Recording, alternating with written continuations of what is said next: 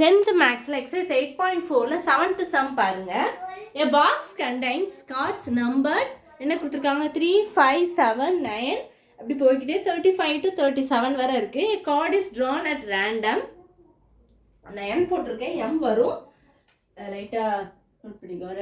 random from the box find the probability that the drawn card have either multiples of 7 or prime number. 7க்கும் multiple of probability கண்டுபிடிக்க சொல்லியிருக்காங்க, multiple of 7க்கும் கண்டுபிடிக்க சொல்லியிருக்காங்க, prime நம்பருக்கும் கண்டுபிடிக்க சொல்லியிருக்காங்க. ரெண்டுக்கும் நீங்கள் கண்டுபிடிச்சிட்டு ஃபார்முலா இருக்குது, அந்த ஃபார்முலாவில் நீங்கள் அப்ளை பண்ணிட்டீங்கன்னா உங்களுக்கு ஃபைனலாக ஆன்சர் வந்துடும். ஃபர்ஸ்ட் அது எப்படி எழுதணும், கிவன் எப்படி எழுதலாம் அப்படிங்கிறத பாருங்கள். அவங்க என்ன கொடுத்துட்டாங்க, ப்ராபபிலிட்டி தான் கண்டுபிடிக்க சொல்லிட்டாங்க.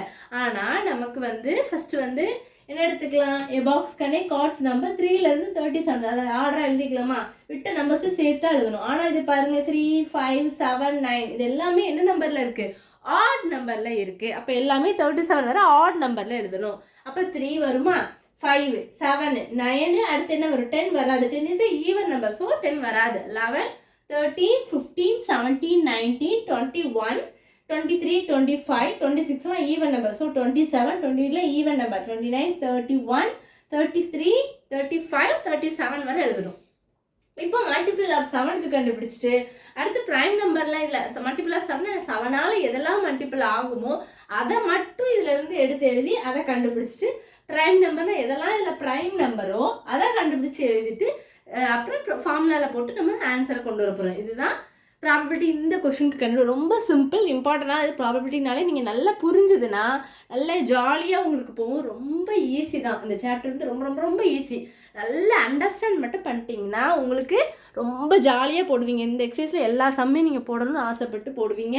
அவ்வளோ ஈஸியாக ஜாலியாக இருக்கும் இந்த சம்ஸை. நல்லா கவனிச்சுக்கோங்க, டவுட்ஸ் இருந்தால் கண்டிப்பாக கேளுங்க. இப்போ அடுத்த ஸ்டெப்பில் மல்டிபிள் ஆஃப் 7 கண்டுபிடிக்கலாமா. இப்போ n ஆஃப் எஸ், எஸ்ங்கிறது என்னது, சாம்பிள் ஸ்பேஸ். அப்போ n ஆஃப் எஸ் மொத்தம் எத்தனை இருக்குன்னு கவுண்ட் பண்ணி பாருங்கள், 18 இருக்கும். ஸோ 18 போட்டாச்சா. அடுத்து let A be the event of getting. First அவங்க என்ன கொடுத்துருக்காங்க, மல்டிபிள் ஆஃப் 7க்கு கண்டுபிடிக்க சொல்லியிருக்காங்க. அப்போ multiple of 7 A is equal to எந்த இதெல்லாம் மல்டிபிள் 7 வரும், 21 வரும், 35 வரும். இப்போ n ஆஃப் ஏ எத்தனை இருக்கு, 1, 2, 3. ஸோ 3 போட்டாச்சா. இப்போ பி ஆஃப் ஏ இதுதான் formula, n of A by n of S. n of A என்ன கிடைச்சிருக்கு, 3 கிடைச்சிருக்கு. அப்போ 1, 2, 3 30, அதாவது 37 வரதான் நமக்கு மல்டிபிள் ஆஃப் 7 பார்க்கணும், அது வரதான் எழுதிருந்தோம். ஸோ அதுக்கு மேலே போகக்கூடாது. 35 தான் நம்மளுக்கு மல்டிபிள் ஆஃப் 7 வரும். ஸோ அது வரை எழுதி ஸ்டாப் பண்ணிடணும். அடுத்து n ஆஃப் எஸ் என்ன கண்டுபிடிச்சி வச்சுக்கோம், 18, 3/18. இது கேன்சல் பண்ணக்கூடாது. ஏன் கேன்சல் பண்ணக்கூடாது அப்படின்னா கொஸ்டினில் multiple of 7 or prime number ஆர்னு வந்திருக்கனால நம்ம கேன்சல் பண்ண வேண்டாம். ஏன்னா அதையும் நம்ம கண்டுபிடிப்போம், அப்புறம் மொத்தமாக கம்பைன் பண்ணி ஆன்சர் கொண்டு வருவோம். ஸோ அதுக்காக நீங்கள் என்ன பண்ண வேண்டாம், கேன்சல் பண்ண வேண்டாம். 1/6 நீங்கள் போட வேண்டாம், 1 3 6 3 18 போட தேவையில்லை. அப்படியே ஸ்டாப் பண்ணிவிட்டு நெக்ஸ்ட் ஸ்டெப்பில் நீங்கள் என்ன பண்ணணும் அப்படின்னா அடுத்து நீங்கள் ப்ரைம் நம்பருக்கு கண்டுபிடிக்கணும். ப்ரைம் நம்பர் கண்டுபிடிக்கலாமா. Let B be the event of getting prime number தான் இதில் எழுத போகிறோம். பியில் இதெல்லாம் ப்ரைம் நம்பர்ஸ் 3, 5 இதெல்லாம் 5னா 5ஆல் மட்டும்தான், வேறு எந்த நம்பரும் 5ஆல் மல்டிப்ளை ஆகாது. இது ஒன்று மட்டும்தான், அதாவது ஒரே ஒரு இதாக. இப்போ 1 5 is 5, அதுக்கப்புறம் வேறு ஏதாவது பண்ண முடியுமா, முடியாது. இப்போ 4 பாருங்கள், 2 2s are 4, 1 4 4 2 இது வருது ஃபேக்டர் வருது. ஸோ அது பண்ணக்கூடாது, அதெல்லாம் ப்ரைம் நம்பராக கன்சிடர் பண்ணக்கூடாது. 6 பாருங்கள், 1 6 is 6, 2 3s are 6, 3 2s are 6 இப்படி வருது.